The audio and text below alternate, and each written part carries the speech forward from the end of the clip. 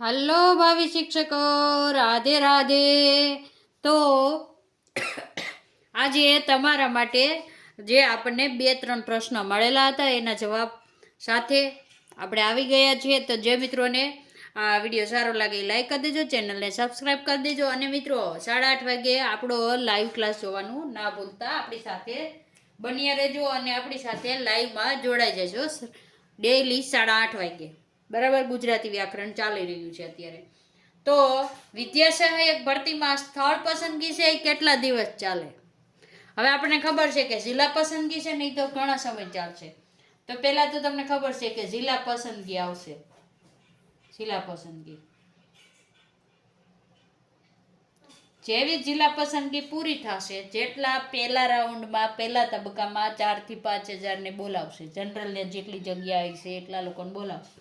પસંદગી પૂરી થશે એવા જ તમને સ્થળ પસંદગી માટે બોલાવશે. શું કરશે? તમને એક ફિક્સ ડેટ આપી દેશે. તે દિવસે તમે જે જિલ્લો પસંદ કર્યો હોય ત્યાં તમને એક એડ્રેસ આપી દેશે, સ્કૂલ કે ગમે એ, બીઆરસી ભવન, સીઆરસી ભવન કે જિલ્લા તાલીમ ભવન કે ગમે એ હોઈ શકે. ત્યાં તમને એક સ્થળ ઉપર બોલાવશે અને ત્યાં તમારી સ્થળ પસંદગી થશે. શું થશે? સ્થળ એટલે કે તમારે જ્યાં જ્યાં જગ્યા ખાલી હશે એ તમને ત્યાં બતાવશે.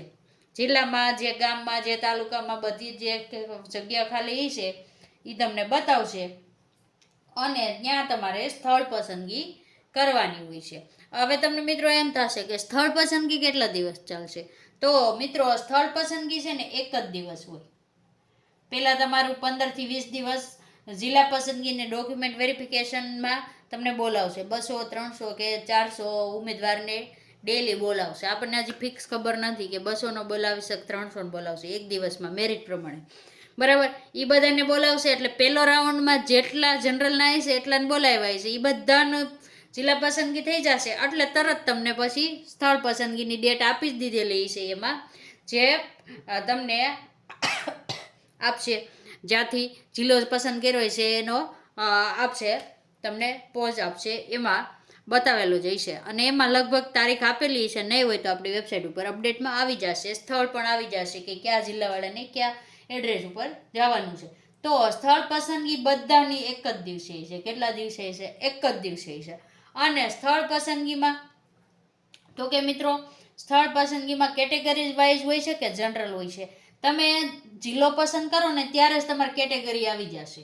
અહીંયા સ્થળ પસંદગીમાં કઈ કેટેગરી ન આવે. તમે જિલ્લો પસંદ કરવા જાઓ ને ત્યારે જ તમારે જે કેટેગરીમાં લેવું હોય ને કેટેગરીમાં લઈ લેવાનું થશે. એટલે તમારું લખાઈને આવી જશે.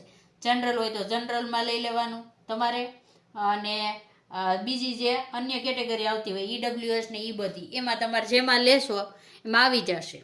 બરાબર, તો પછી ઘણા મિત્રોને એમ થાય સ્થળ પસંદગીમાં કે પાછા પસંદ કરી શકે નહીં. એકવાર તમે જનરલમાં લીધું પછી તમે પાછા આ સ્થળ પસંદગી વખતે કેટેગરીમાં નહીં જઈ શકો. બરાબર, એટલે જઈ જિલ્લા પસંદગીમાં જાઓ તઈ સમજી વિચારી અને જોઈ લેજો. તમે જનરલમાં એલિજિબલ હોય તો મિત્રો સ્થળનું ન જોતા અને લઈ લેજો જનરલમાં. શું કામે? 5-6 જે કેટેગરીવાળા મિત્રો છે એને લાભ મળી શકે, એની જગ્યા ખાલી રહે. આપણે જો જનરલમાં 90 માર્કને આવેલા હોય ટેટ 1માં અને 33 વર્ષના મેલ હોય ને 38 વર્ષના ફિમેલ હોય તો તમે જનરલમાં લઈ શકો છો. બરાબર, તમે જનરલમાં લઈ શકો છો અને કેટેગરીવાળાને તો છૂટછાટ મળે છે. એ તમે ઉંમર મર્યાદા વટાવી ગયા હોય તો તમારે કેટેગરીમાં લેવું પડે. અને જે મિત્રોને 82 થી 89 માર્ક છે, 82 થી 89 માર્કની અંદર છે, એ મિત્રોને વગર કીધે કેટેગરીમાં જ લેવાનું છે. અને જે મિત્રોને 33 વર્ષ મેલ અને ફિમેલને 38 વર્ષ, આ જેને ઉંમર મર્યાદા વટી ગઈ એને પણ કેટેગરીમાં લેવાનું જ છે, કારણ એ કેટેગરીમાં જ એલિજિબલ છે. બરાબર, તો એની કેટેગરીમાં લેવાનું. તો એના માટેની જગ્યા બચાવવા, જો તમે નાના છો તમે જનરલમાં લઈ શકો છો. તમારે ઉંમર મર્યાદા થાય, તમારે 90 કે 90+ માર્ક છે તો તમે જનરલમાં લઈ શકો છો. બરાબર, હવે એક મિત્રને હમણાં જ આપણે કમેન્ટ હતી, મેડમ મારે 90 માર્ક છે તો હું જનરલમાં લઈ શકું? તો કે હા, તમારે ટોટલ 90 માર્ક હોય તો તમે જનરલમાં લઈ શકો. ઘણાને એમ હશે કે 90 નહીં, 90 ઉપર હોય તો લઈ શકે, એવું નથી. 90 માર્ક છે તો તમે જનરલમાં લઈ શકો છો. બરાબર. પણ 89 છે કે 82, 83, 84, 85 એમ છે તમારે, તો તમારે કેટેગરીમાં જ લેવું પડશે. કારણ તમને ખબર છે જનરલવાળા 90 જ પાસ ગણાય, કેટેગરીવાળા 82 એમાં પાસ ગણાય, એટલા માટે. તો હવે તમને મિત્રો એમ થશે કે હાલો સ્થળ પસંદગી થઈ ગઈ, જિલ્લો પસંદ થઈ ગયો, તો પછી સ્થળ પસંદગી કર્યા પછી કેટલા દિવસમાં હાજર થવાનું હોય છે. તો મિત્રો તમને 7 દિવસ જેવો સમય હોય. કેટલો? 7 દિવસ જેટલો સમય હોય. 7 દિવસ. એમાં તમારે હાજર રિપોર્ટ પણ લખવાનો હોય છે. એ પણ આપણે જ્યારે સ્થળ પસંદગી બધું થશે એટલે હાજર રિપોર્ટ પણ આપણે પોસ્ટમાં અથવા તો વિડીયોમાં લખતા શીખવાડશું અથવા તો મૂકશું. જોઈ લેજો. બરાબર. તો 7 દિવસની અંદર તમે ગમે ત્યારે હાજર થઈ શકો. જે તમે સ્થળ પસંદ કર્યું હોય ને ત્યાં તમારે હાજર થવાનું હોય. જેથી તમે હાજર થાવ તે દિવસથી તમારી નોકરી ચાલુ. તો તમે આ રીતે કરી શકો. પણ સ્થળ પસંદગીમાં હજી ઘણા મિત્રોનો પ્રશ્ન છે.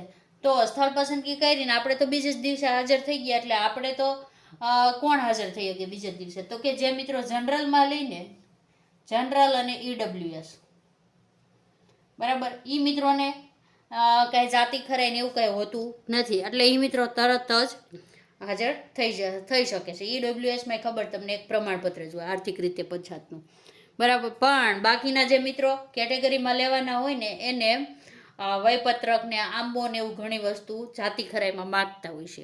આપણે એના વિશે પણ એસીબીસી વાળાને જાતિ ખરાઈ કઈ રીતે કરવી એનો પણ વિડીયો બનાવેલો છે, જોઈ લેજો. બધા કાગળિયા તૈયાર રાખજો એટલે તમારું ફટાફટ થઈ જાય, બરાબર. એટલે એ લોકોને નિમણૂક તો આપી દે, પણ હાજર એને જાતિ ખરાઈ થાય ત્યારે થવાનું. એટલે તમને નિમણૂક પત્રક તો સ્થળ પસંદગીમાં મળી જ જશે, પણ જાતિ ખરાઈ થવી ફરજિયાત છે જો તમે કેટેગરીમાં લ્યો તો. પણ આ જનરલ અને ઈડબ્લ્યુએસ વાળાને કાંઈ માથાકૂટ નથી, બીજે જ દિવસે તમે હાજર થઈ શકો છો, બરાબર. અને હમણાં નવી અપડેટ હશે કાંઈ તો તમને દેશું. જો તમને આ પ્રશ્નના જવાબ મળી ગયા હોય તો કહેજો.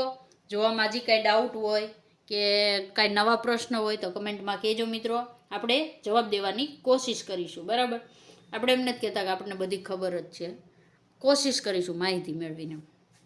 અને વિડીયો સારો લાગ્યો તો લાઈક કરીને તમારા મિત્રોને શેર કરી દેજો. અને 8:30 વાગ્યે લાઈવ ક્લાસમાં જોડાવાનું ન ભૂલતા, જે મિત્રો ટેટ ટાટની એક્ઝામની તૈયારી કરે છે એ મિત્રો, બરાબર. અત્યારે વિડીયોને પૂર્ણ કરી છે. રાધે રાધે.